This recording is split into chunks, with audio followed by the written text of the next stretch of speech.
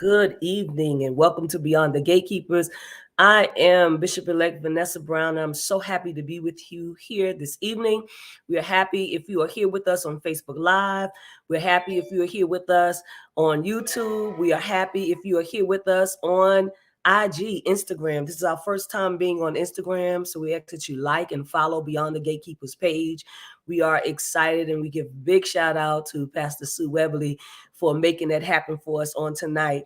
We have such an engaging conversation on tonight. And so we're asking that you tune in, make sure that you share the Facebook Live, make sure that you share the Instagram page. I also want to say that many of you know that Hurricane Ida has done her damage in New Orleans, and we're going to ask that we continue to pray for the people of New Orleans on today, as well as the people of Haiti in their time of crisis. But Ida is also here on the East Coast, and so we are receiving tornado watches and gale storm warnings and flood warnings. And so we just want to say that most of us are on the East Coast outside of Bishop Flunder and Bishop Pearson. So if we go off, they will still be on. But we want to let you know that this is happening right now. Please pray for the flood warnings that are happening in the tri-state area of New York, New Jersey, and Connecticut, as well as the Delaware and Maryland area. And so tonight we have some great guests that are here. We're going to be talking about tools for mental and emotional health in COVID-19.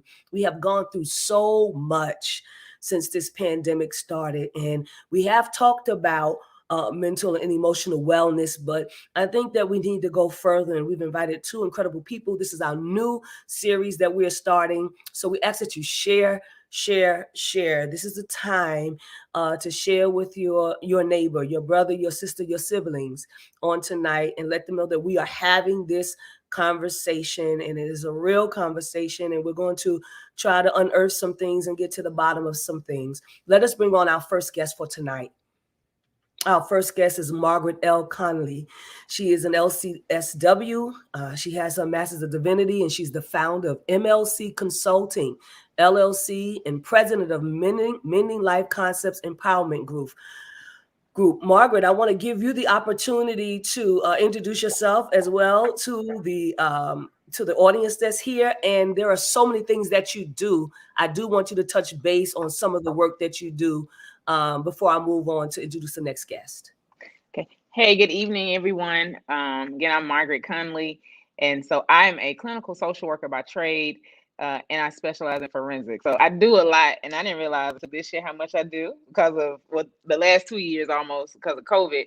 But as a clinical social worker, I have a private practice outside of the Atlanta area, and as a crisis social worker, I usually work with first responding teams, and I can now say all over the nation to go into disastrous events. So one of the events would be like Hurricane Ida. I'm currently on the West Coast in Northern California today after a mass shooting that happened in May, managing the clinical part of an aftermath with a team of about 8 individuals. And so we provide clinical services for those companies whenever they have mass events. So we are the units that go in and do that. Also, I have a nonprofit, and what we do is quietly help people in our community that need services when it comes down to clinical care. So I heard throughout the pandemic, people saying, they didn't have access to clinical services. They didn't have access to a therapist. But my company was one, we actually paid for a certain amount of sessions for individuals who needed it. All they had to do is call. We took the information. We made sure to see if we could get them care. And then we also help some of our local, and I found that one of them was actually national, individuals who work with civil rights. We provided services for them, and we gave up to 5 sessions for them as well for those who wanted to volunteer and do it. So these are the things we do. My care in regards to mental and emotional wellness is this. We all have mental and emotional wellness we need to take care of before it hits illness. And so if we can do that and be proactive, then we can watch our communities grow and thrive.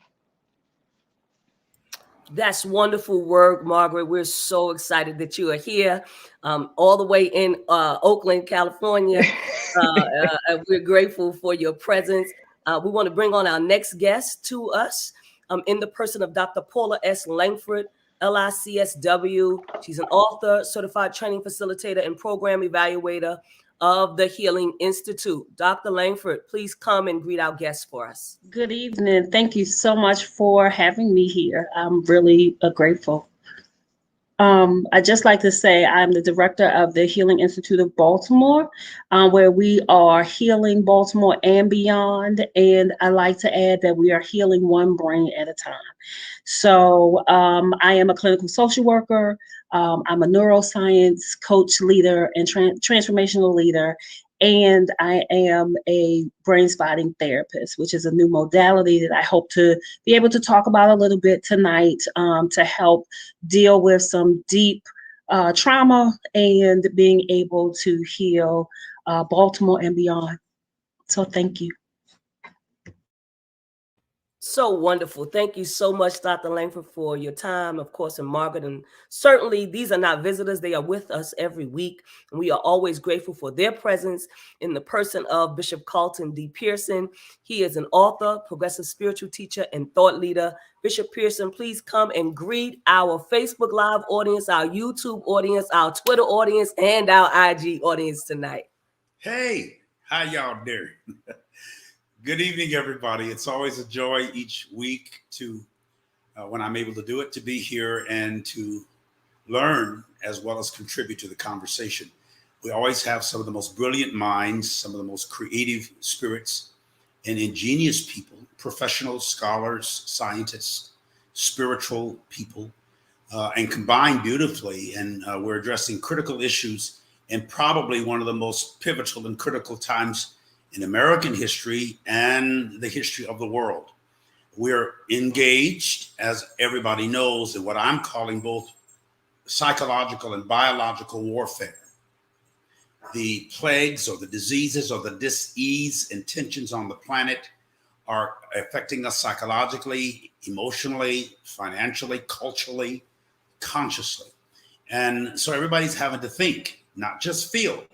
We're all feeling pain and feeling loss, but we have to think about what we feel and how that manifests in our lives. So I think tonight's discussion will be part of helping us all do that together and encouraging us to do it collectively. Real great to be here. Thank you all. Thank you, Bishop. Call your mom and him. That's it. Call your mama and them, your grandma and them, everybody. And you all need to be listening to this conversation and hopefully even as a family, listening it together. And last but certainly not least, we have Bishop Yvette Flunder. She is the presiding prelate of the Fellowship of Affirming Ministries, and most of all, the senior pastor of City of Refuge United Church of Christ in Oakland, California. Dear Bishop, come and greet our audience tonight. Good evening, family. I feel so blessed to be in the company of folks who have given their lives and their time, their money, their talent, their skills to helping to heal us in so many ways. We are people born into trauma and in so many ways have lived in trauma, and now probably one of the more traumatic times in the history of the world. God has raised up folks like this to speak into the need for healing. And I was thinking about it today. In California, we are inundated with fire. Some of you know something about our realities. We walk out and we often see skies that are grayish. Sometimes they're orange. It's a very peculiar reality. And we know that folks are losing acres and acres and acres of land, but also they're incredibly afraid of what may happen if the fires are not controlled. And I think about that. And I think about it in relationship to how do we not have this happen? And someone said it's very logical. First of all, if people would clear the underbrush, you know there's going to be a fire season. If you would clear the underbrush, you wouldn't give fuel to the fire. The second thing, which is incredibly practical and I think very connected to our conversation this evening, and that is that folks would stop building their houses in places where people ought not be. I said, well, now that's an interesting concept. The forest has a place to be. And when you go up there and try to put a house up there, when the fires come, which do clear the forest floor for the next things to grow, if you're in the wrong place, then you'll get in a situation. And so I thought about that because we have folks that are going to help us today because situations are going to continue to arise. And the question is, can we get wellness before illness? And the other question that comes up for me, can we get active around healing ourselves before we have to spend so much time being reactive, right? And a scripture that I've heard Bishop Pearson use before, and I want it in my closing with this, as a person thinks in his or her heart, so is that person, so are we. As we think in the innermost part of our own being, that is the atmosphere that we will create. I'm excited this evening to be in the presence of two sisters who have given their life, their time, not only on their jobs, but in what they have created with their own hands, to help us to think differently, to help us to plan differently, to help us to seed essentially into programs and opportunities and ministries differently so that we can create a different outcome. God bless both of you. And it's, of course, always my great joy and privilege to be in the company of Bishop Carlton Pearson, my brother by another mother. So God bless you all. God bless you all. God bless you, Bishop Flunder. Thank you so much for that. Many of you all know on our Facebook Live audience, our YouTube audience, our IG audience, Twitter, that we have been in the middle of a pandemic for a year and a half. It's been 1 year and 6 months That's a long time. People have been isolated. People have been separated from family, have had to, hunker down in their apartments, in their homes by themselves. Some people are extroverts. They are not accustomed to doing any of those things. Some people are introverts, but still, this was also a very difficult task for them as well. I need to ask both Margaret and Dr. Paula to talk to us about some of the things that you have seen in the middle of this pandemic. And so I want to start off with that question. Some of the stories that you've heard, some of the things that you've seen for this last year and a half. Well, one of the things that I've noticed is, and research also, so we see an increase in domestic violence, we see an increase in child abuse, neglect. Kids are now at home, they're being homeschooled, and so they don't even have the relief or release to be able to go to school in safe environments. We're also seeing an increase in depression and anxiety, certainly because we don't know what this is, how we're going to be able to address it. And then, and Margaret can certainly talk about it as well, we are inundated as therapists with clients, right? And so some of the more severe illnesses we're beginning to see.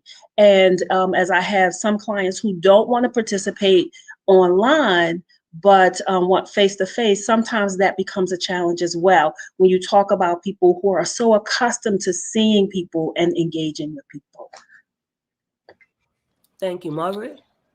And I agree with everything that Dr. Paula just said. The other thing that I saw along with everything she listed was corporately, because I have to go out and do crisis management. A lot of our corporations and corporate business leaders could not manage this because they began to lose finances quickly. They weren't able to manage quickly. And so once the head started going off, we started to see the employees and those started to lose it. So the becoming inundated with clients, not only were my clients, because I work with trauma more, they could not have contact with us. They didn't know how to do telehealth, and they didn't know how not to be in our presence. We started getting a lot of employee assistance calls, and not just from the regular worker. And I'll say it's common language, but I mean from CEOs, from individuals who own the company are now across the screen saying, I have no clue what to do. I don't know how to help. I also saw an increase not only in just depression and anxiety, but completion of suicide. And so if from the CEOs down, you also saw an increase in murder in corporate settings. And so I've literally said in the last 6 months in 4 different corporate settings where there has been mass shootings, because in those settings, so much tension. Because of COVID, you have to wear the mask is a thing that literally took face away from people. So I don't know how you are looking at me. All I see is your eyes. And if I don't know how to understand how to read your eye, if I don't know how to see into your soul, I might think something else. And so here's the response. I hear your tone, but it could be muffled. The mask has made such a big difference in how we respond that has led to crisis, even in mass murder situations. It's led to things where people are not able to pay attention and hear and read. And even to Bishop, I'll say it, people are building homes in places they shouldn't, because some people are trying to get away from something you can't run away from. You cannot run away from COVID. You cannot run away from a society that has ill right now because we don't know how to manage our mental health. You can't. But if I can build the biggest and greatest and latest in places that I don't belong, then I should be okay. And now we see the earth crying out, as it says in Romans. The earth is crying out, waiting on you to respond to God, in my opinion. But we're seeing this cry out from all over the world of how can we get back to normalcy, which is leading from this emotional wellness space to we're approaching ill, already sitting in some cases. So that is what I have seen, heard. And again, like Dr. Paula said, we've been inundated with clients, and our emotional wellness has been in jeopardy as therapists. So we too had to find ways to take care of ourselves, which is something I think I don't know, in the profession, we've also had to come up with collectives. Dr. Paula is one of my sisters. So like I call her even outside of this, because she's a trusted voice for me. So we've even had to learn how to move in our groups and spaces to even find that release as well. So it's affected everyone. Thank you, Margaret. And to Bishop Flunder, you just asked a very poignant question. And I think Margaret touched on the fact that people are running from themselves, running from the pandemic, running from their problems. And I've even heard you talk about, marriages falling apart and how people, are living, and we don't always, we don't see our significant others or our husbands or wives 24/7. And now we're having to live with people for 24/7. And so as Dr. Paula says, now domestic violence is up. Talk to us a little bit, Bishop Flunder. I have found it to be true in the folks that we counsel here. Basically, as we said before, folks get up in the morning and kiss each other on the cheek, have a little breakfast, kiss the kids, and go to work and stayed at work, if with the commute included, maybe 10 hours of the day, and then come back home to that same family and have something to eat and perhaps some TV time or some intimacy. And then they go to bed, get up in the morning and go the next day. Well, the children spend their whole day somewhere else too. And the consequence of that is that folks had been in families that they didn't really know. They didn't know how to be together all day. And sometimes they had a work person that they actually enjoyed the company of that person more than they did the people that they left at home. Having a side guy or a side chick doesn't mean that you slept with them. It can just mean that they just fill up your senses during the daytime, and then you leave and go back to somebody who just aggravates you, but you don't have to see them but so long. And now they're being poured into the same location over and over and over and over and over. And it has led to emotional, spiritual, and literal violence. And I think that it's a great revealer. And it's a great revealer on several levels. Being able to say the same thing about church and religion, something that we have talked about before. When you are accustomed to going to a worship experience, and you can not only go to a worship experience, but you're in the company of people. Okay, so this is truth-telling time. So you're in the company of people that have all purchased outfits and everything for the whole thing. Because it's in Black church, it can really be a to-do, that you got to get your stuff right. And this is White Sunday or Pink Sunday or you know what I mean, an African-American emphasis Sunday or something. And everybody comes in. It's a social experience where you can go and doll up your outside and feel very much affirmed. It's like, girl, where did you buy that? I mean, just very much affirmed on the outside, and feel wonderful and feel powerful in powerful roles. You're a deacon, you're a leader, you're a pastor, you're a principal soloist. And then all of a sudden, all of that is not happening.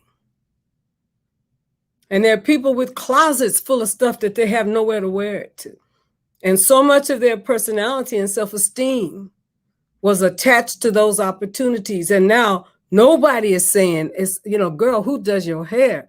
Or where did you get your hair cut? Or where did you buy that shirt? Or how did you get that whole piece is missing. So there's a huge shift from what possibly affirmed us before this reality to whether or not we can be affirmed. Can we be affirmed by ourselves in the presence, perhaps, of people that we would rather not be with?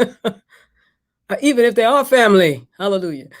Is there a way that we can find that kind of affirmation and the soul searching that needs to be attached to what was it that I gave value to that perhaps wasn't the right location, the right place to deposit my value? And who am I? And this is it, Bishop Vanessa. Who am I when I'm by myself? Who am I? How do I minister to myself? How do I help myself? How do I strengthen myself when I have no one to perform in front of? Who am I? Those are real questions that are causing real drama in many of the people's lives that we share with often, many of which are leaders, most of which are leaders. Powerful, Bishop Flunder in Facebook Live. They are saying you are speaking the truth. We know that you're speaking the truth.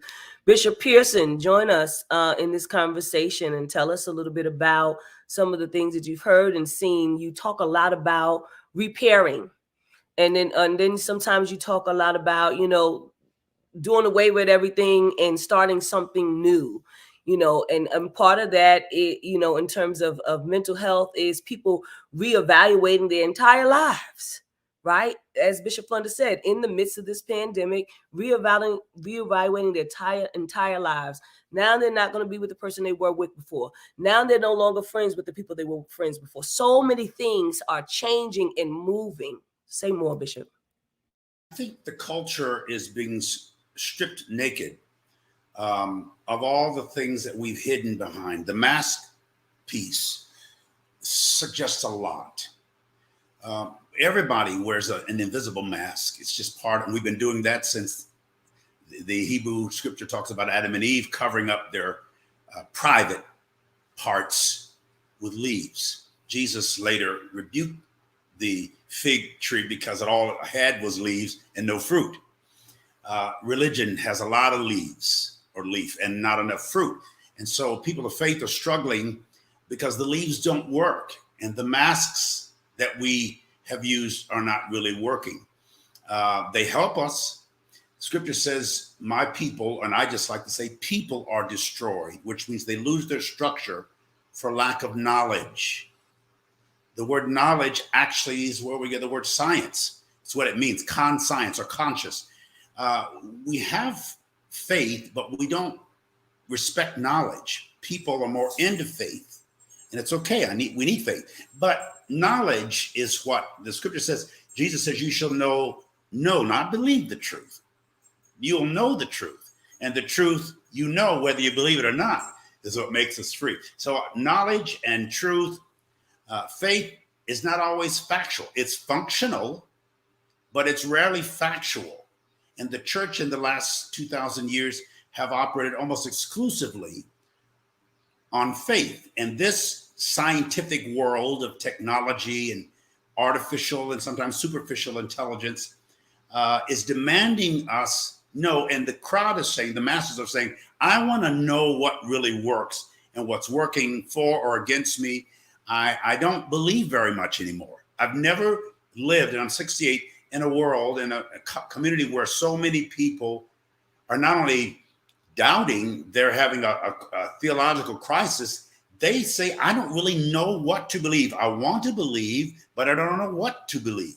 Here again, when the word that the Hebrew word for knowledge is da'ath, and it means cunning or consciousness, awareness.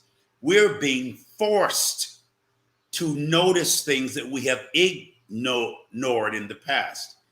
Most of the people who hate the mask and fight science the most wear masks and hide their prejudice and hide their bigotry and hide their arrogance and hide their ignorance. But now it's being exposed. As I've been saying this whole time, it's not that the emperor has no clothes. The emperor or empire is tearing off its clothes. That's what we saw January 6th, and throwing them in our face and saying, look at my naked butt and kiss it.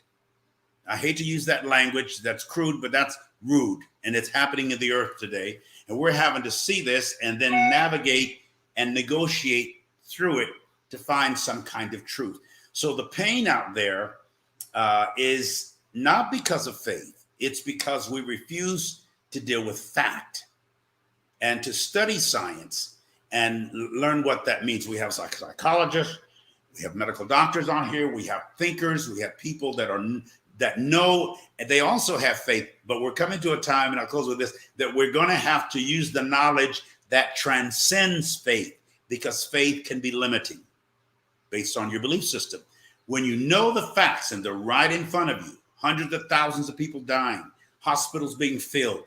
Texas is one of the most backward states morally, socially, and psychologically. There's a lot of dumb people that live there. The same in Oklahoma and most of America. You have a mass of people that are sweet, but they're just ignorant. They don't know. They all have faith. Oh, I just believe. But they don't know nothing. Or they refuse to know or notice. That's what ignorance means. Not just to not know, but to not notice. Look at what's happening in the world today. Let's study it carefully. And even if we have to study it cautiously, we have to study and come into knowledge.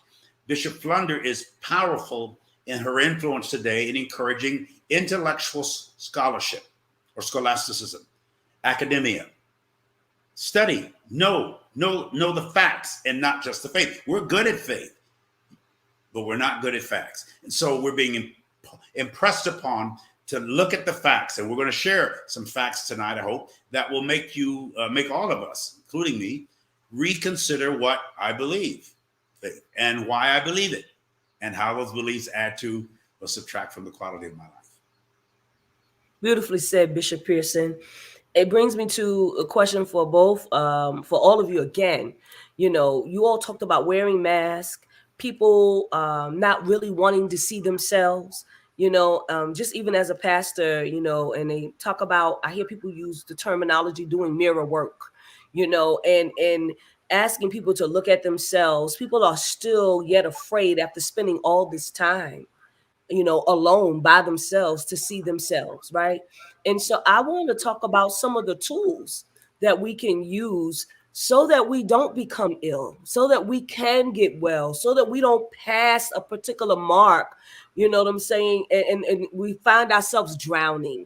What are some of the things, in your opinion, Dr. Paula, Margaret, all of us, Bishop Pearson, Bishop Flunder, that we feel can be done to help sustain us during these trying times? Because let me just say one more thing. There's another variant. I know that you've read the news today. For those that are on Facebook Live and are just joining us, IG and all of the social media apparatuses that you're on tonight, please share this conversation. There's another variant that's out called MU. And this particular variant, they're saying, can probably outdo even the Delta variant. It said that it doesn't know if it's going to hold against the vaccines. This is alarming, people. All of the news, all of the social media. Let's talk about some of the tools that we can use to cope in the midst of this pandemic for our emotional and mental well-being. I'll start with Dr. Paula. So I'm going to start off by saying coping simply means we are putting things on the shelf until we have too many things on the shelf and it collapses. And I think what we have done is we have been coping, and now everything, as Bishop Pearson said, is collapsing. When you talk about tools, I absolutely love brain spotting. Margaret and I are both brain spotting therapists. And I think we need to understand that therapy is not a dirty word. It is necessary. We need to get it, but not just any therapy. Talk therapy can only take you so far. If you notice over here, and I have an extra special guest, and that is my brain. I always carry my brain with me. Her name is Amy G. Dollar. And this is what we really need to, when you talk, Bishop Pearson, about knowledge, this is what we need to learn about. Because when you know your brain, you know yourself.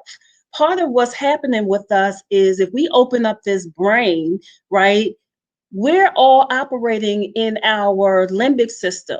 So we're dysregulated because our emotions lie here.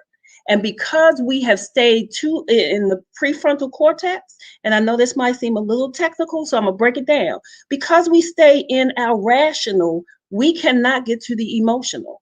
And so when we do not address those emotions, what ends up happening is the brain capsulizes that in all of our events. It doesn't care about the events, it cares about the emotion. And we are now in freeze, flight, and fight.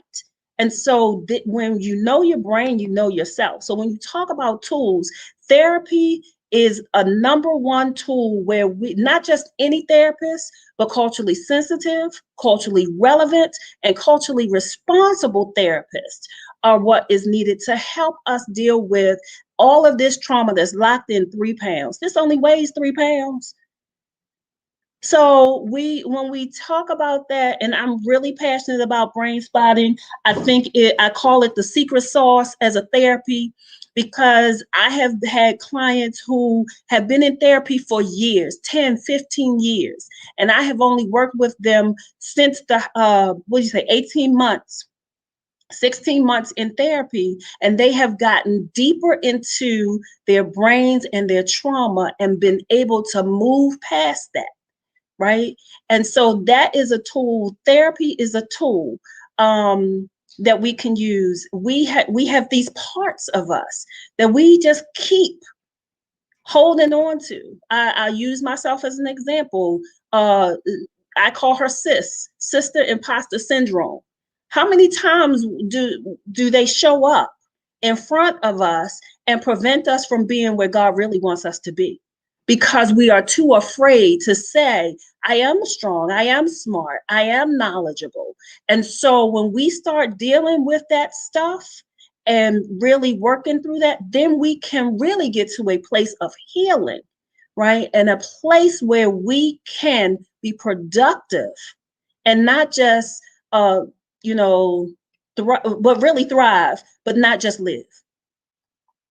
Before you go, Dr. Margaret, I want to say, so I hope our audience heard, coping is collapsing. We're not trying to cope. I need that to be clear. We're not trying to cope because we're not trying to collapse. But what we are trying to do is get into our brain, know our brain, because to know our brain is to know ourselves. And once we get to know ourselves, we can get down and deep into our emotions. Did I say that right, Dr. Paula? Beautiful.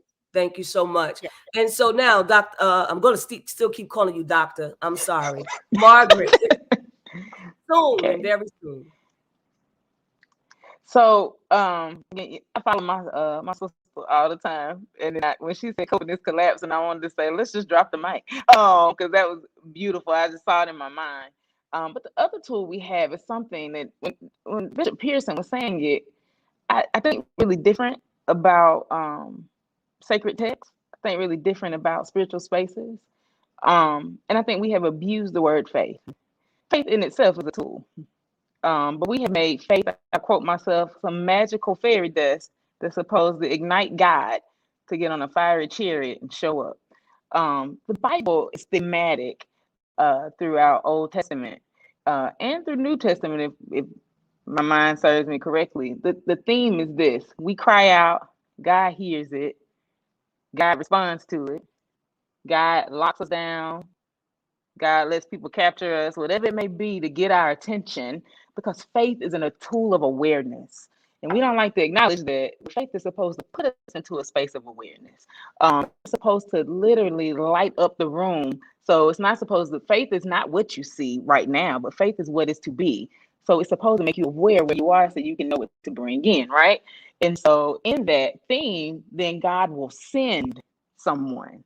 We are waiting on God to step out of a cloud. It's not going to happen.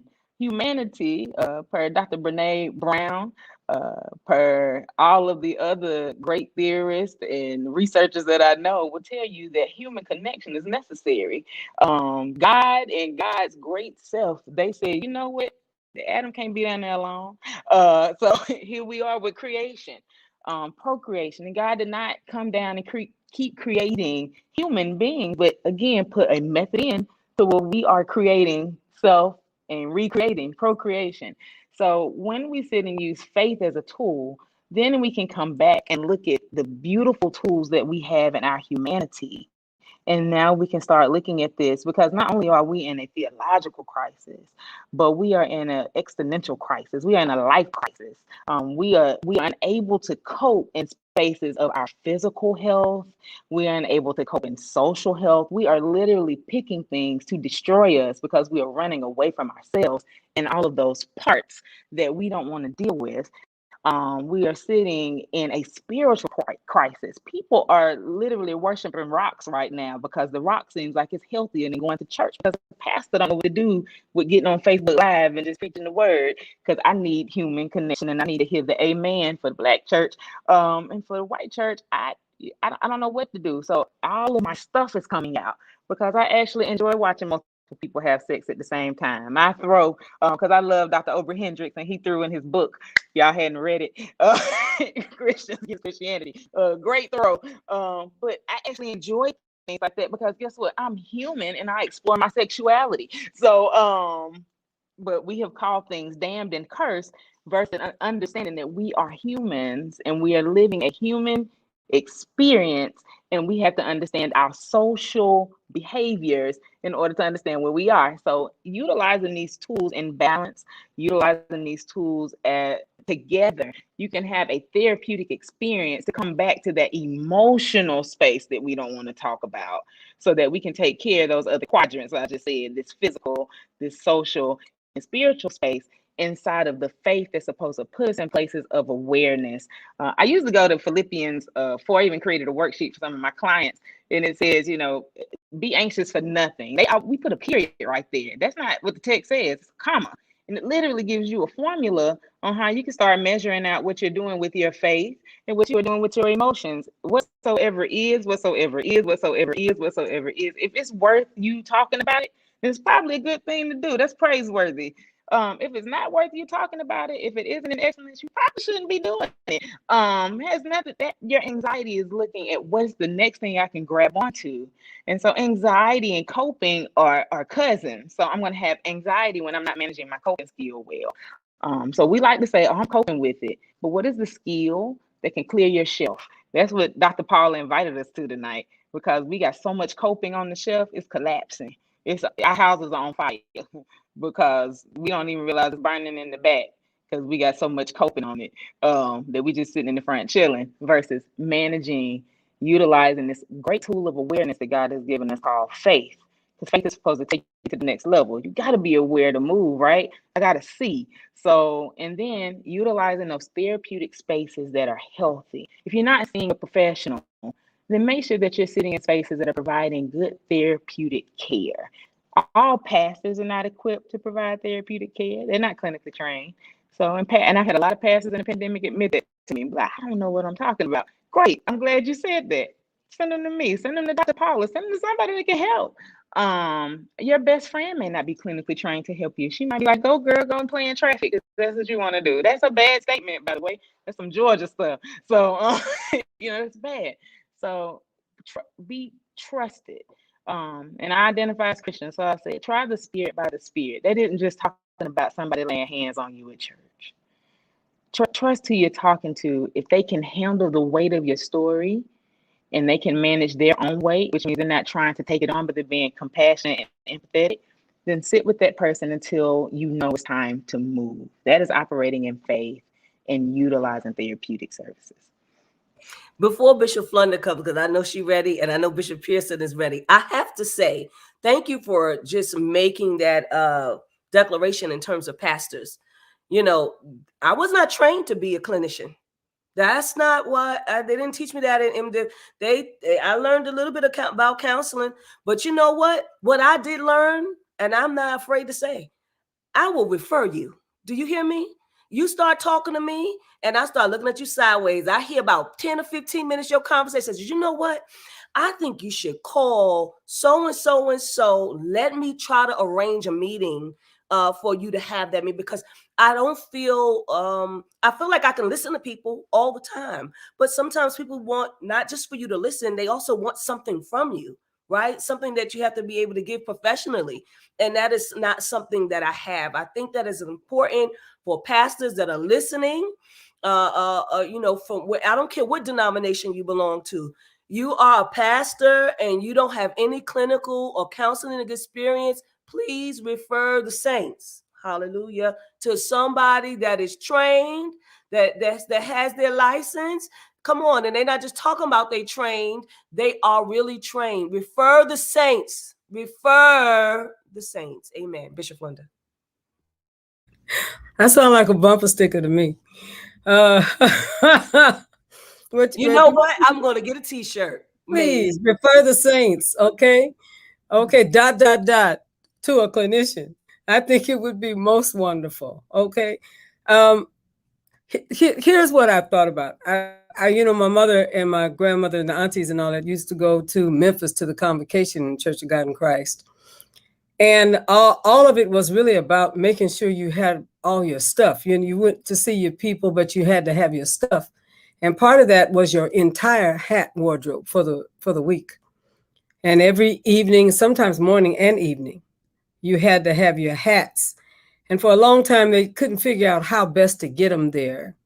And they started using, some of you all know, I know Bishop may know about this, they started buying those drum boxes that people who transfer full drum sets from one venue to another have these cylindrical long boxes that you can stack your drums in and then put the top down and lock it up and ship it. Well, the saints started sending their hats to Memphis to the convocation. I'm telling the truth, in drum boxes, so they could get all their stuff there.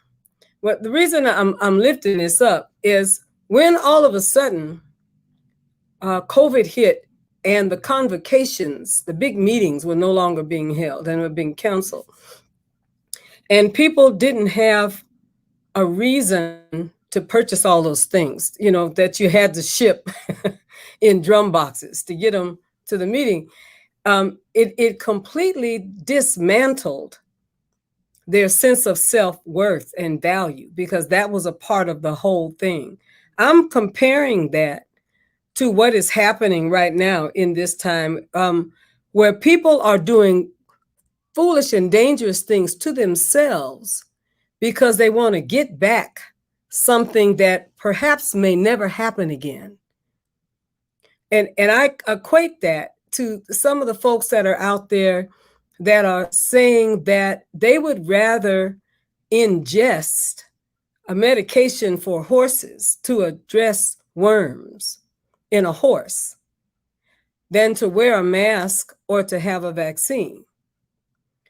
Simply because they are stuck in an atmosphere, very Trumpian in their way, let's put it that way, in an atmosphere that is not going to receive anything except I want to go back to how it was. So any new information that you're giving me takes me essentially away from what was becoming my comfort zone, because I want to go back to how it was. For a minute, we thought we were about to take over the country.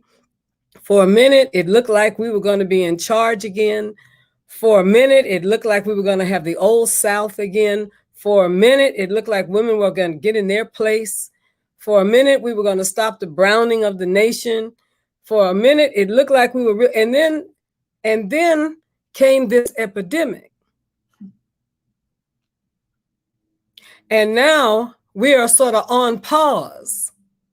So what we are not going to do is give up where we thought we were going.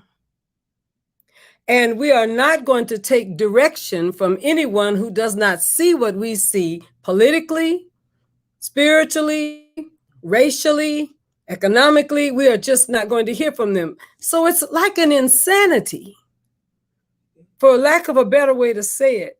And it kind of put me in the mind of, folks who like pre-60s or 60s black and white television, and they binge watch it. Mayberry, Father knows best.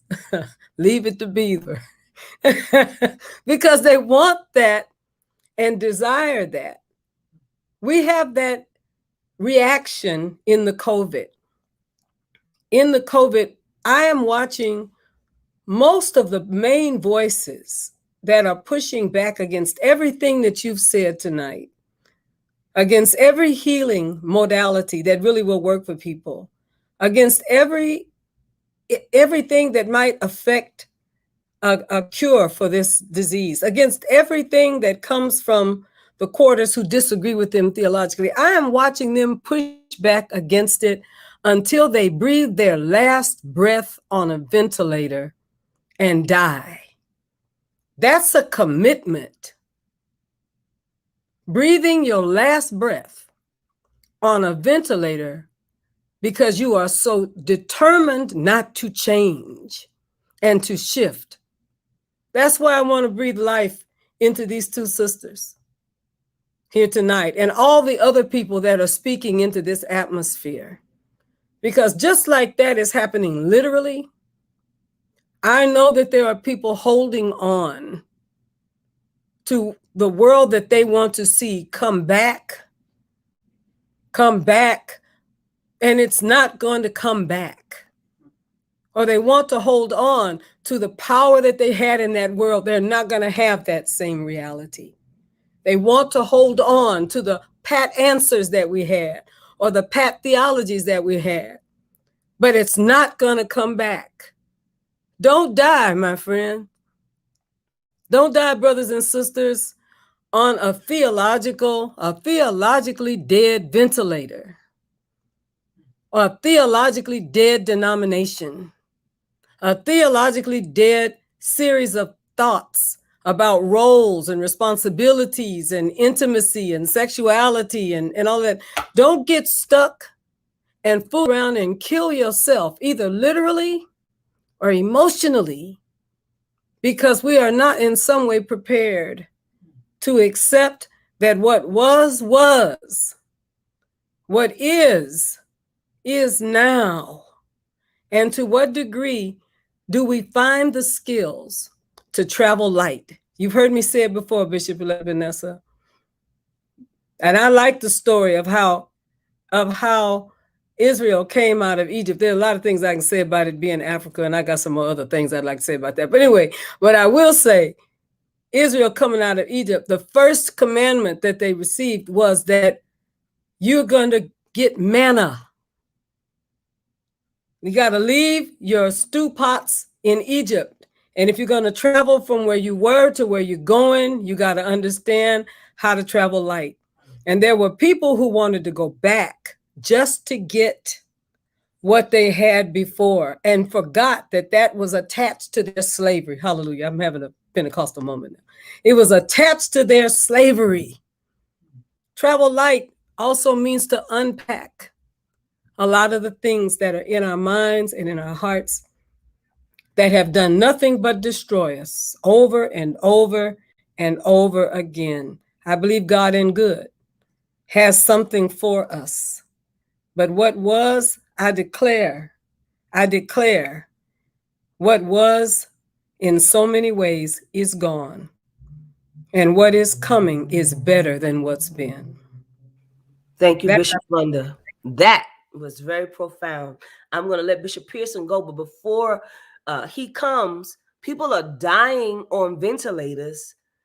And if you have not read the news yet, then you should know that they are recalling ventilators. Ventilators are being recalled. That is not the hill you want to die on. Bishop Pearson. That they who are led of the Spirit, the Greek word is pneuma. We also get the word pneumonia from that. Breath. This is a respiratory thing. There's a lot of foul breath, spiritual halitosis out there right now. A lot of truth decay. Orthodoxy, orthodontist. We need to straighten some of the truths. The most prominent use of the word healing in the Greek New Testament is not iomai, which means cure. It's the word therapeo. I think Dr. Margaret referenced therapy. That's where we get that word from. It doesn't mean to heal. It means to attend to. The root of that is therapon, which means janitor or custodian. So there's a lot of custodial work here. In this particular season, we are demanded to be both curious and creative. We've got to bridge those two because we're dealing with so much. When Jesus says, if these don't praise me, the rocks will cry out. The word, when he's saying praise, he doesn't mean praise Jesus. In the figurative, metaphorical, and metaphysical way, that means those who don't elevate their consciousness in Christ. I call it Christ consciousness. If these don't elevate your consciousness, the rocks will cry out. And the rocks are crying out right now in California. They're crying out in Haiti. They're crying out in the northeastern part of the country. They're crying out in Louisiana. There are earthquakes. The earth is groaning. All of this, is a shaking going on. The earth is groaning, waiting for the manifestations of those who are connected to divine consciousness. Is the way I like to say that. We're being forced from religion to spirituality. The rocks are crying out. There's going to be an increase in natural disasters, shakings, strange occurrences. Some of them are man-made, like there are cabals out there, whether that's Freemasonry or other secret societies, the Illuminati, the New World Order. These people have been in position for thousands of years. They have rites, R-I-T-E-S, rituals, rules, regulations that they have adhered to. And they are forcing, if they want the population to be smaller, they're going to get what they want. It's estimated that as many as a third of our population can die because of this COVID deal. This is a scary thing to think. As Margaret said earlier, the masks have taken people's faith away, not their faith, but it's making us question our faith. The masks have removed our faces. And so we're now trying to figure out what faith really is in the face of this drama and this trauma. I'm encouraging everyone listening to be creative, to be curious. And it's not just coping mechanisms and behavioral modifications. We're basically trying to manage our pain. There's so many people angry, they won't say it, with God or about God, that God doesn't seem to be doing anything, not healing the people, not protecting the saints. Christians are dying. Christians are getting sick. Preachers and bishops and leaders are dying of COVID. I'm getting calls every day. It doesn't even seem like the worship gatherings are safe. That's the universe saying there's another way, that the old path and the last 200 years of entrenched indoctrination doesn't fit in the 20th century, 21st century, the way it did. And it fit well in the past. Most of us remember that. I was born halfway of the last century. We're now in 21 years into the new one and a new millennium. This is a new day, a new way, and the rocks are crying out, demanding that we elevate our consciousness, that we think different, not about Christianity, but about Christ, the Spirit. Jesus was in touch with his Christ self, and all of us need to be in touch with our Christ self. That's the new spiritual paradigm. It will be a bridging of science and technology, spirituality, mysticism, not religion. We've worked that thing. It's run its course. Something different. I don't know what it is exactly, but I'm excited to welcome it and to embrace it and to be embraced by it. That's part of the therapy that I'm going through, because I'm tired of complaining with God about him not doing what he should be doing. I don't even believe in the he God anymore. I do believe in the patriarchy of a father, but also God our Father and our mother. And that the feminine essence, the feminine anointing, the Gaia, the feminine essence is prevailing in the earth, because there's a nurturing aspect to it that we have missed. There's a birthing and nurturing aspect that is coming into the earth. Birthings are not pleasant. Women go through hell when they birth. My wife did, at least, when I was in the birthing suite. It's messy. It's primordial fluids. It's loud, not like dying. Dying can be quiet and seminal and peaceful. But birthing is, Bishop Flunder referred to our being traumatized. We're all in post-traumatic. I think the first trauma is when you hear your mama screaming and you've been in that same position for 9 months, floating in water where you didn't need any oxygen. And all of a sudden you're pushed out into the earth and on a table, and the bright light is in your face, and people start touching you and moving you and sucking things out of you and slapping you sometimes on the hind to get you to cry, and you start breathing. We all deal with that trauma the rest of our lives, and it manifests in ways we must learn how to manage. So part of the therapy is attend to yourself. Metaphysician or physician, heal thyself. The leadership is sick. The leadership is sad. The leadership is somber. The leadership is without direction, but it needs correction. And I'm open to it, and I hope other leaders will be likewise. This is a time that we don't know what the future is going to be, but we all plan to be there. So we need to make the necessary adjustments. That's why therapy and healing and science cannot be ignored the way particularly the church world has in the past. Excellent, Bishop Pearson. I preached a message on Sunday. It's called Recentering Your Life. And it came from John 14, 1 through 14. The bottom line, it is talking about the text where it says, let not your heart be troubled. And I think that part of it is that I had to question the text, because our hearts are troubled. Our hearts are troubled because of the pandemic. Our hearts are troubled because we will not go back to the way things were. There is a new way. Our hearts are troubled because we are still holding on, as Bishop Flunder said, to the vestiges of something old. And so something new cannot get into our hands. And so I think that it's important that we go back to the therapy modality that Dr. Paula talked about in reference to brain spotting. Brain spotting. Mm-hmm. Mm-hmm. Talk to us a little bit more about brain spotting, and then we're going to invite questions from the Facebook Live audience, from the IG audience, from the YouTube audience. If you have questions within these last minutes, we want to get those questions to Margaret and Dr. Paula as well. So the first thing I want to say is our first trauma for Black people was when we were captured and brought to this country. Right. And we are dealing with, in my grandmother's hands, Dr. Resma talks about the Black body trauma and the white body trauma and blue body or the police trauma. So we are still dealing with trauma that is vibrating in our cellular memory that has never been addressed. So when we're pushing, Bishop, right, when the mother is pushing, she has already created, she and the father has already created a traumatized child because they have never addressed their own trauma, right? And so it's vibrating in our cells.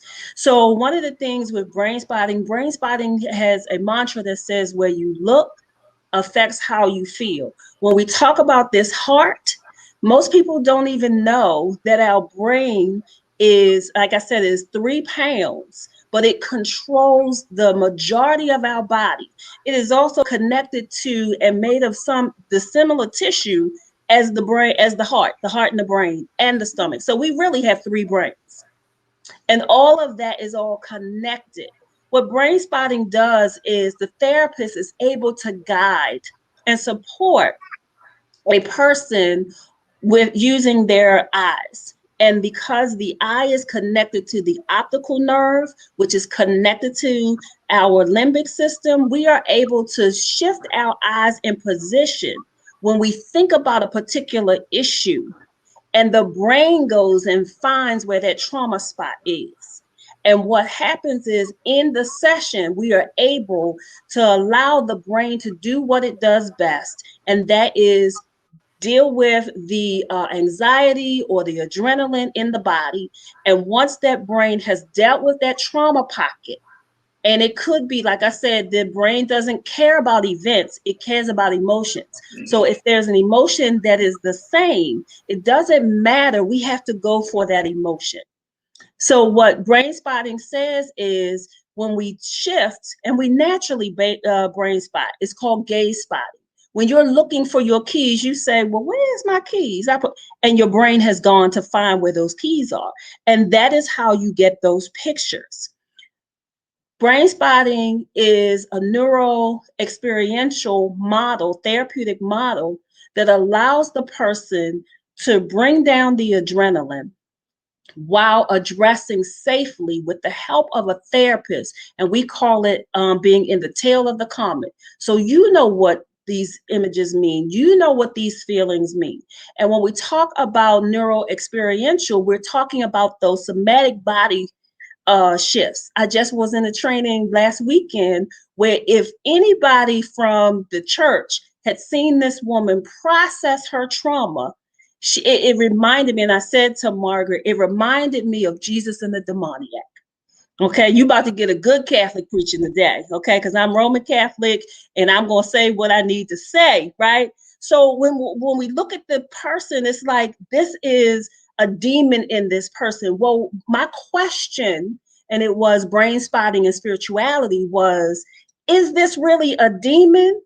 Or is this woman's trauma? Yes, trauma that is manifesting through her body, because I'm telling you, it was the thrashing and gnashing of teeth, right? And anyone not trained to be able, a therapist, I'm going to say a traditional therapist, would say that person was psychotic, would say that person needed to be hospitalized. In our session, I held the space. And in holding the space, I allowed her body and the revelation that came forth from her being able to process her own trauma from something, and her issue was something to the effect of, I don't even know what I want to process. But her brain knew. So that's what brain spotting does. And when we have that, as opposed to just sitting there talking to people, only rational, we don't have the same behavioral changes.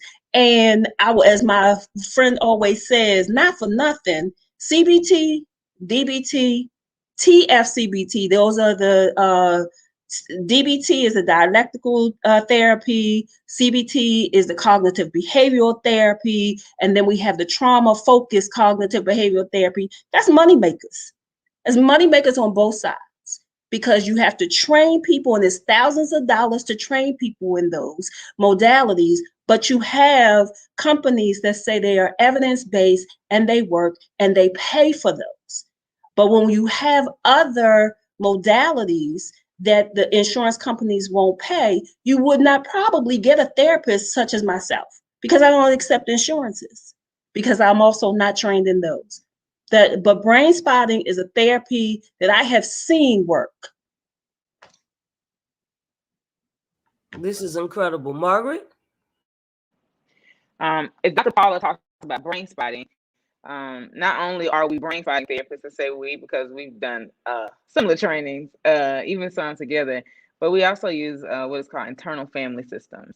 And so internal family systems, like family systems, is looking at you individually as family. So because I work primarily with individuals who identify as Christian, they get scared when I say we're working with parts, because we talking about I'm a whole person, but we are made of many members. And so because of this, we need to manage the emotional spaces of all of those places, or those many members. And as Dr. Paula said, we're sitting in this space of intergenerational trauma. We are birthing. It's Bishop Pearson said that we are birthing trauma after trauma after trauma, because we have to manage this trauma, this post-trauma, this post-traumatic syndrome, as Dr. Jordy Group say. We haven't managed that because we never knew to do that we used to call it strength. And now we're recognizing that it's poisonous. It is putting us in places to where we believe we can manage things that are not manageable and should never have been what we call to be manageable. And so when we take those parts, when we take those members of ourselves and we look at them, we literally are unable to unblend from that and say, this 6-year-old self experienced so much, and it is the driver when I sit into that place of that amygdala response. I'm sitting in that fight, flight, freeze, or even fawning. I'm trying to please everybody so we can just get this pain over with. We need to stop that part and say, what do you need? And so focusing in on that part, like pulling out what does it look like?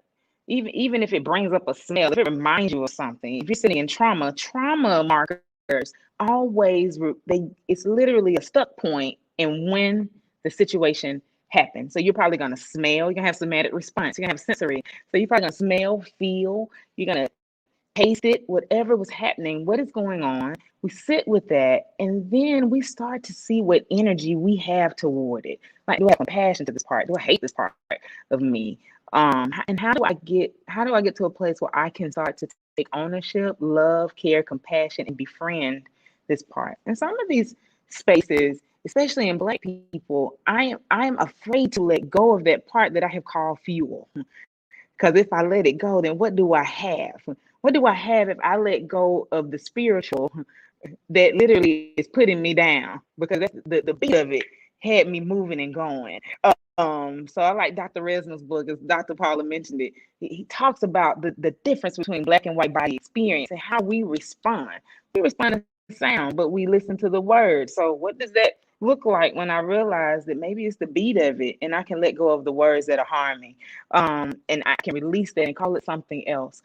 Also, when we're sitting in those spaces and we start to move through those trauma spots and we start to move through those members of us, we'll start to recognize our faith spaces, because right now, collectively, we are referring to faith as wanting to go back and pick up something that we don't need to fetch. We don't need to bring some of this stuff back. I grew up in Southeast America. I grew up in a rural area in Georgia. And so when I hear people say, I have the faith that we'll go back to how it used to be, it's literally combating the definition of faith. Now, faith is the substance of things hoped for. So that means it has to be, and it has to not be here, and it can't be what it used to be. So, and it hasn't happened yet. We don't have the evidence of it. But I hear people, because that's the side of the world I'm from, we'll literally say it even in our spiritual spaces. My faith is sitting in a place that we can get back to how it used to be. That was never the design of faith. Faith is supposed to be something that envelops for us and it creates for us, and we speak things into existence. So if I'm going to go back to what it used to be, then I can just go pick up the old wood and the driftwood from that boat that crashed, that didn't work in the first place, and see how we can rebuild from that. But that's not faith. I already have the blueprint for that. I just need to follow it. Faith, on the other hand, is how do we move and make meaning of this grief space that we're sitting in, instead of spinning our tail out? How do we come back and say, okay, this has happened. Now faith is the substance of things that I'm hoping for. How do I make meaning, and how do I move beyond the trauma? I can't forget it. That stuff really happened. I tell my clients all the time to say it happened. Like, okay, now we got an opportunity to move. Now we can operate in faith, because faith is supposed to remind you again of that awareness space of things that have happened. It's supposed to remind you that did that, so that we can now sit in the place of creating new hope to get to another level in new spaces. So if we can sit in that and trust the space of the therapeutic course of our own lives, even if you're not sitting with a professional, we are designed in our humanity to sit in spaces of therapeutic discourse. Jesus did it all day, and I throw my clients off with it all day. Jesus literally could only go so far with those disciples. It was 12, and it was 3, then it was him. And he had to sit in spaces of gazing, as Paula said, and come back to it and say, okay, what am I doing? What is the marker? How do I move forward? And even in the garden, we find Jesus in a therapeutic situation of questioning. Questioning is beautiful. It's fine. It's the human experience. Is there another way? That immediately opened up faith in the door to the cross so that we could experience resurrection. But if we can't see that and we want the old way, then we will never operate. And I rarely use that word, but we will never operate in what the design of faith is supposed to be. Wow, these women are powerful. And even so, I want you, because it's 9:15, but there are some questions. So I'm going to collapse a couple of questions into one, and you all can take your shot. Then I'm going to leave final comments to Bishop Flunder and Bishop Pearson towards the end. Is that all right? So I have this question. It says, what is the relationship? This is Sean Jenkins and Anita Harville's questions together. What is the relationship between brain spotting in relationship to the thyroid gland? And is brain spotting evidence-based? Dr. Paula. So I'm gonna start with the evidence-based question. Simply because when we say something is evidence-based, it means that someone has said that it works, right? Which is an oppressive model. It is saying that because someone has said this works, even if it doesn't, that it is what we should be moving towards. So when you talk about brain spotting has a non-oppressive component to it. So it does not have the protocols that evidence-based, or what we have deemed as evidence-based therapies have. Brain spotting says where we need to go, we go.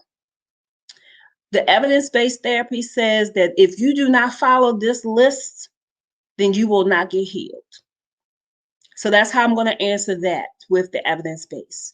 The other thing is the thyroid gland, and I see another question in here around the VA.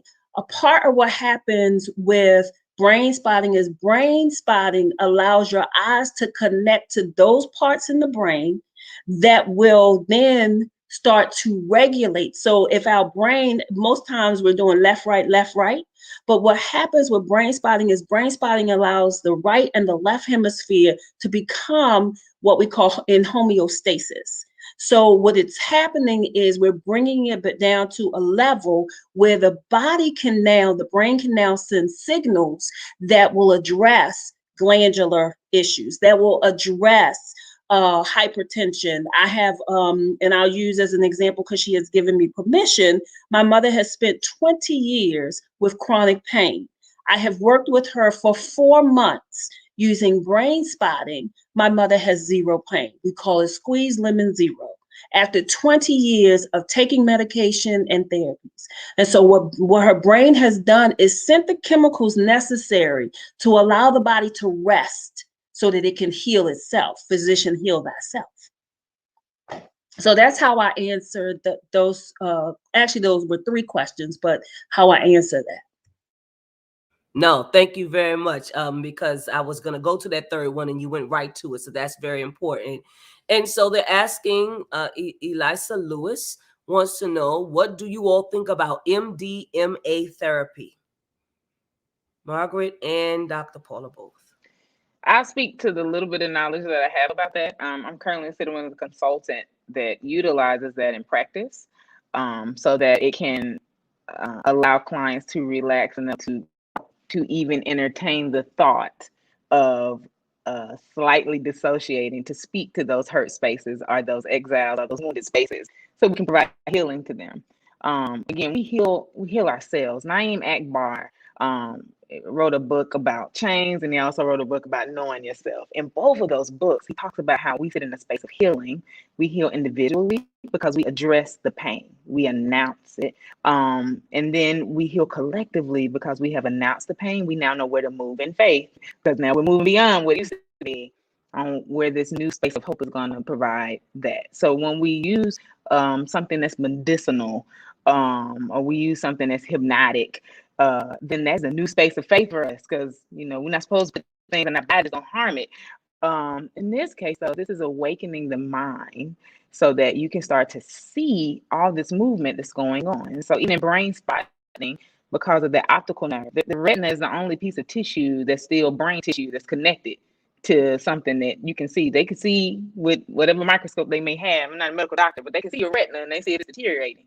That's dangerous, because that's the thing that's connected to the brain, connected to the optical nerve, got the emotions. That's why that's so sensitive.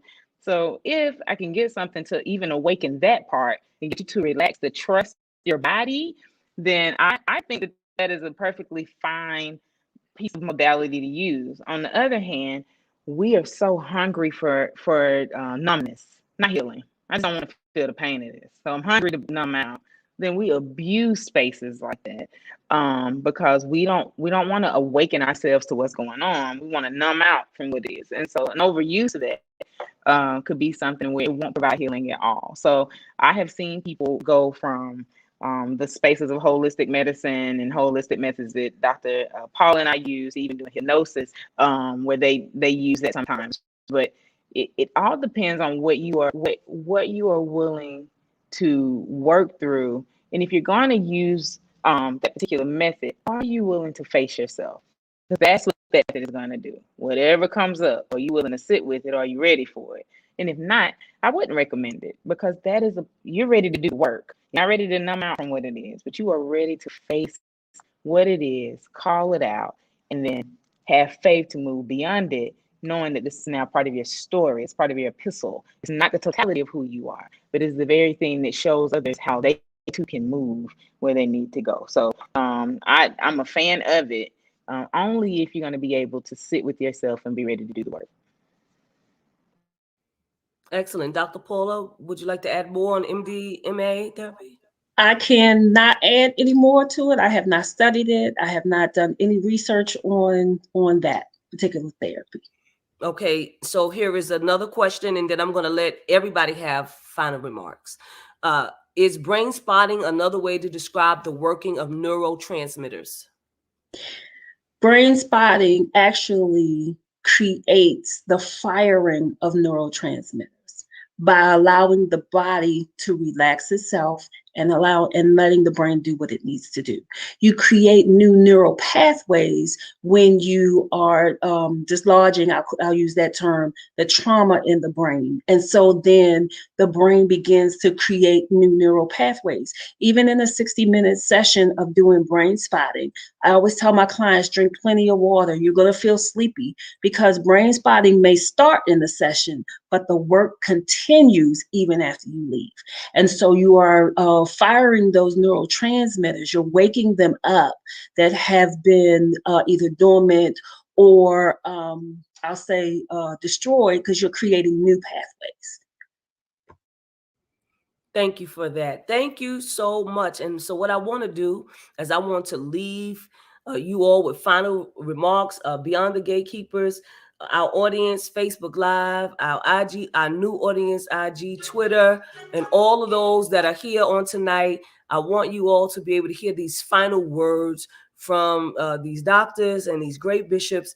And we want you all to be able to hear. And even after this is over, I'm going to ask you to do me a big favor. Share this with someone who was not a part of this conversation, or somebody that you feel like may need to hear this again. And we're going to talk a little bit about Dr. Margaret and Dr. Paula's information towards the end in our advertising as well. Bishop Pearson, final words. You're muted, sir.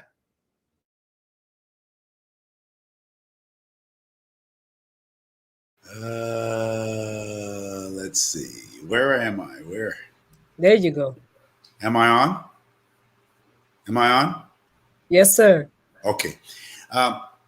Jesus made reference to laying the axe to the root. Where there's fruit, there's root. We need to know the difference between symptoms and source. Many people have been laying the axe to the weed and not the root. The discussion we've had tonight, that we try to have each week in Gatekeepers, is we're going under the ground to the shadow areas of our lives. And at this time of deep reflection, everybody's being forced to rethink what they believe, why they believe. We're all, what we believe about marriage, what we believe about relationships, about love, about liking somebody we don't love, or loving somebody we don't like. That could be a member of your family. We're having to deal with loving and liking ourselves and knowing the difference. So find your shadow, that underground dark or darkened self. And you need to have the capacity for, as Carl Jung would say, psychological mindedness. That is, you need to be able to look inside yourself and wonder about the key aspects of yourself that justify your version of you, your version of reality, your version of self-concept, and then think some about ways that you've become defensive. There's a lot of tension and defensive out there. I've been a Christian all my life. I've expanded my consciousness as one, but I've been doing a lot of deep reflecting particularly the last 20 years. And every day I'm meeting a new me, and I'm inviting everybody and encouraging you, find the new you, not the shadowed, shady one. Uncover that, yes, but then find the light that comes behind the shadow, or that makes the shadow possible, because there is no shadow or shade without light. So the light's coming, but it's knowledge more than faith. I'm not demeaning faith, but don't let faith stop you from finding the truth about yourself, the facts about your soul, and then walk in sync with that soul, in cadence rather than decadence. Dying. It's a time to live anew, be anew, think anew, read a lot, pray a lot, meditate, eat some kale and some college too, and the Lord will use you. Yes, Bishop. Kale and Collins, and the Lord will use you. God bless you, Bishop. We appreciate you so much. Now you see why I love him, right? Yeah, indeed. Bishop Flunder? Let me say this to you. I've focused a lot here of late on what happened after the experience of Calvary and resurrection for the disciples, because that's not a lot that we don't talk a lot about those moments after that was over. And the reason that I'm lifting it up is because Jesus in the writing spent an enormous amount of time with people before the ascension. We don't talk a lot about it, but according to the writings of Paul and others, he spent in one gathering with 500 disciples at one time. He spent an enormous time with the folks that were with him in the upper room, essentially waiting in the upper room for that power with him in spirit, right? He spent an enormous amount of time going back and touching all of those who had been part of his gathering in small and in large groups. And then one day he said to them in so many ways at the Mount of Olives, okay, I'm done. Okay. And I've been around enough of you to know that something miraculous has taken place. I did not die and was resurrected and disappeared. I died, was resurrected, and came right on back to spend some time with all of you all. That's the way the story is told. But now I'm about to do what is the ascension. And there's a couple of things that he had to say. What was major to me, if I am to literally believe this passage or these passages happened like they were told, what was major to me is he said, essentially, greater things I've done and great things I've done and greater things will you do, because I'm going to get out of the way. My presence brought you a certain kind of power, but what you did is you made something of me that will keep you from being all that I've called you to be. You have made something of me. You have created something of me. Now I have to ascend so that you can do what you are called to do. Because greater things, I cannot imagine what they must have felt when he said, and greater things. I can't imagine what would happen if the Christian church or people who believe in the divine could embrace that we have built in us, in our minds, in our consciousness, in our bodies, in our spirituality, we have the power to do greater things. Why would Jesus have said that you would do greater things? Because locked up in there somewhere is the answer to every problem. Locked up in there somewhere is the power to overcome everything we need to overcome. Locked up in there, as these sisters have taught us tonight, is to heal ourselves. It's locked up in there. And I believe that one of the reasons that Jesus talked to them and in large numbers about the greater things was to enable them to anticipate. And if I could say anything tonight, I would say to everyone who is seeking, who is praying, who is trying to find the faith to make it through this time, what we've heard from these women, what we've heard from our brother tonight, is that in us exists, in so many ways, the answers for the ages. It is there. We came out of eternity into time with answers for the ages, but it is locked up behind our own low concept of our ability to do great things. Jesus did not only say you would do great things, he said you will do greater things than he had done, because he was going to the presence of God, going to the Father, the King James says, but going into the cosmos, going into eternity, going in, or panoramically now, being able to look out over and see what it was that we are doing. I am asking him every day these days, give me the courage to both see and do the greater things. I want to live my assignment. I want to do, that's a tall order coming from Jesus. I want to do the greater things. And I'm going to tell you, Bishop Pearson, I would love to have been a fly on the wall to imagine what he told those 500 that is not written. But I feel it in my heart that this is a time for greater things. I believe that we can grab hold to it. We can see the reasons that our brains work like they. There's a reason why we are not chimpanzees and chimpanzees are not us. We've been given the ability to perceive and know. That is the power of the creation that we are. That is the only thing, that small percentage that shifts from their DNA into ours is our ability for awareness. And I declare that if we speak it into existence, what we will understand is why we are here, what we are for, and what are the greater things that we were created to do. These sisters have helped us tonight. There's something better coming, honey, that no hurricane can hinder, that no flood can stop, that no politician can stop, that no evil speaking, that no poor religion can hinder. If we'll grab hold, if we'll catch that star and trust the God in us, I believe greater things, far beyond what we've experienced, far beyond perhaps what we can imagine, will come into our lives. God bless you for what you have done to heal us tonight. And I am praying that God will continue to use you. Blessings.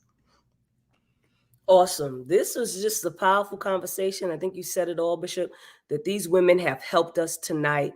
I want to make sure, Dr. Margaret, please tell us last words and how you can be contacted, because people are already asking. And then I'm going to ask Dr. Paula to be the last person to give us final words, and also how you can be contacted as well.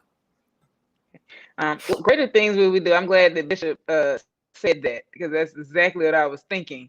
And sometimes we don't think that, because we have been put in this state, in this constant mindset, as Dr. Paula mentions, intergenerational trauma that we get at birth, is that we are designed to be less than, and that will thrust us into something greater in the supernatural space that we have created over time. Because again, that's fawning. It's made us feel great. So, but we can sit in our natural state of how we are created in Imago Dei and do the greater things that we are called to do. So I would hope, and I would challenge everyone that is listening to take that leap into knowing yourself. Know thyself. She is beautiful. He is wonderful. They are amazing, but you have to get to know them. And then you can reintroduce them. Getting to know them starts with, how do I even value myself? How do I see myself in safe spaces? How do I belong to me?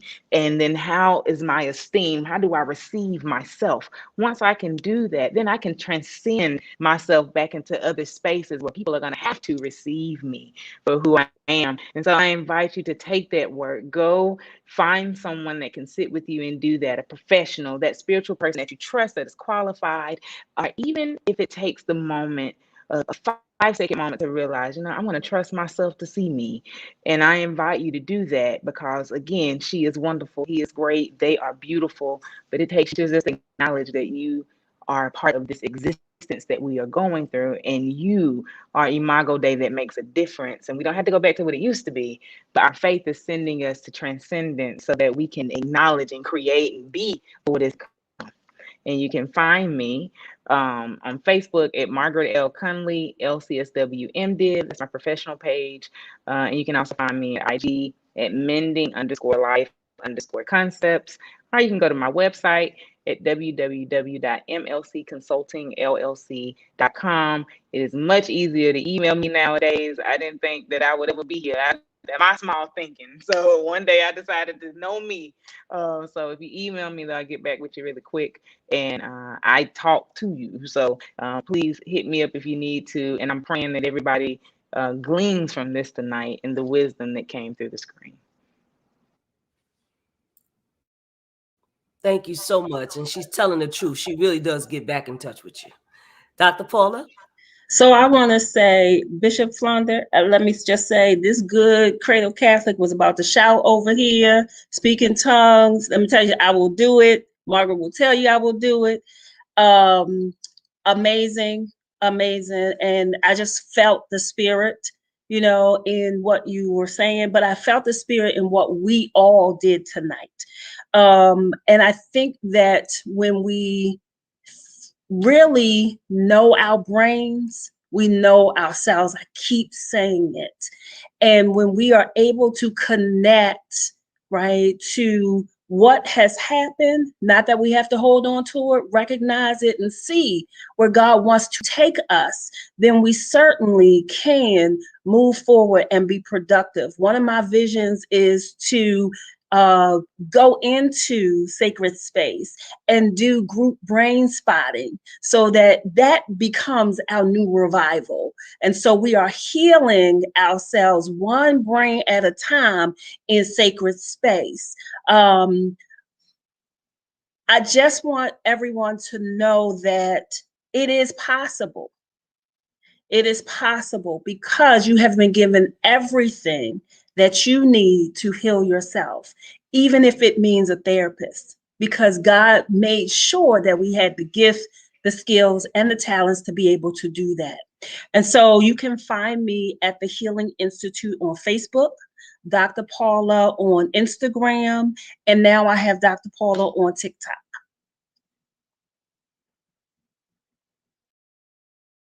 So powerful from these two great women of God, as well as our two great bishops that are here with us on tonight. We want to thank you both for being our guests on tonight. And I know that this is going to even go further into expand into new territory. And so we're grateful for your presence and saying yes to us on tonight. God bless you both.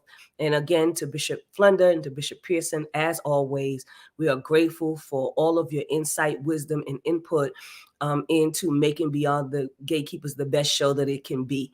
And so to our audience tonight, thank you for staying with us and laboring with us. And we want to make sure that you share still. This conversation is over now, but it can still go on if you share. Somebody needs to hear this information on tonight, and they need to rest assured that there is help for them, there is healing for them, there is wholeness for them. I am so grateful tonight for your presence on Facebook, on YouTube, of course, our new Instagram page. Thank you all for joining us here on Instagram Live and on Twitter. We are grateful for your presence tonight. We want to give some announcements. Please don't leave us. We're going to first start off with Bishop Flunder, and she's going to come to you for an appeal. Thank you so much, Bishop-elect Vanessa. Beyond the Gatekeepers, please support our broadcasts by sending a donation, and I'm going to encourage you because this is good ground to sow seed. I want to encourage you tonight personally to send something each time you listen, because each time as you listen and are blessed and are healed, and you send something to Gatekeepers, you enable Gatekeepers to expand and grow. We're doing something different almost every time that you participate. You can give via Cash App to $TFAM annual or to PayPal, www.paypal.me/TFAM Justice.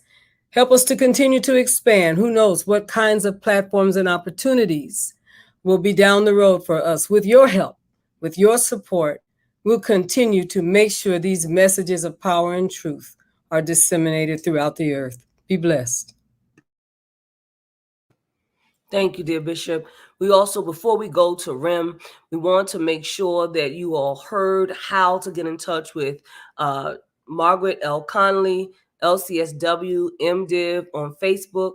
Her website is www.mlcconsultingllc.com, or you can go to her IG page, which is mending_life_concepts. If you're trying to reach Dr. Paula Langford, please find the Healing Institute on Facebook, or you can go to Heal Balt, which is Healing Baltimore, HEAL-Balt.com, and you can find information on Dr. Paula.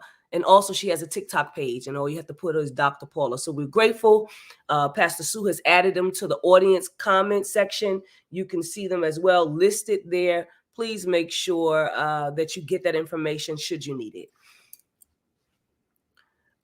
And we want to thank again Bishop-elect Sonia E. Williams, who is always active every week with us on Beyond the Gatekeepers. And we thank you that she advertises with us. And so on Tuesdays, they have TNT Tuesday Night Talks, Rim Fellowship United Church of Christ. They invite you every Tuesday at 7:30 p.m. Eastern Standard Time for everyday, real, relevant, Bible-led conversations. You can also go to their website at www.rimatlanta.org. And if you want to find them, you can find them on Facebook Live and on Zoom. And there are ways that you can give into that ministry through their Cash App, which is $Rim Church. Or also you can online giving rimatlanta.org. God bless you. Thank you so much, Bishop-elect Sonia. And then we also have Nubian Flunder. She's the LAC and founder of the Healing Place Apothecary. She is the daughter of our presiding bishop, and she advertises with us every week. We are grateful for her presence, and so we want you to go to her website at www.thpapothecary.com. That's www.thp, standing for the Healing Place, apothecary.com. You will find some wonderful products that you can get on her website. Also, if you want to have t-shirts made and you have a design, you need it custom made, please check out Sky Michelle's Tees and Things. Go to www.skymichelle.com. Sky Michelle is the kid boss. You can follow her on Instagram at I am Sky Michelle, or on Facebook. She has a collection of items: Dope Black Pastor t-shirts, Faith t-shirts, YA Flunder quotes, Kara motivational quotes. And again, new items are added each week. And if you have anything that needs to be customized, this little girl is able to do it. Please support her business. Again, we have been blessed to have Pastor Sue A. Weberly to be our remote production person and our tech person. And we're so grateful how she helps us to move through and produce. The name of her company is called Kara Solutions. Focus on your passion. Let Kara handle the rest. She has video conferencing, administration, and tech support. She also has custom branding, providing you promo graphics, overlays, intro and outro videos, and presentations. She has show development, planning, guest engagement, etc., training on Zoom, StreamYard, Restream, and more. And if you need more information on her wide range of services, please visit her website at www.kara-solutions.com. That's www.kara-solutions.com. Should you want a free consultation, please email her at sue@kara-solutions.com. Thank you so much. If you want to advertise with Beyond the Gatekeepers, you can do so by emailing us at beyondthegatekeepersshow@gmail.com. That's beyondthegatekeepersshow@gmail.com. Thank you for joining us tonight. Bishop Flunder has already made the appeal. We hope that you would dig deep and make sure that you are sharing our Facebook Live. We will see you next week for part 2 in our series on mental and emotional health. God bless you tonight. Thank you for joining us.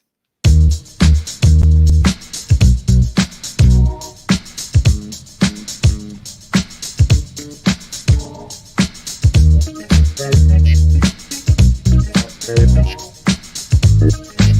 much.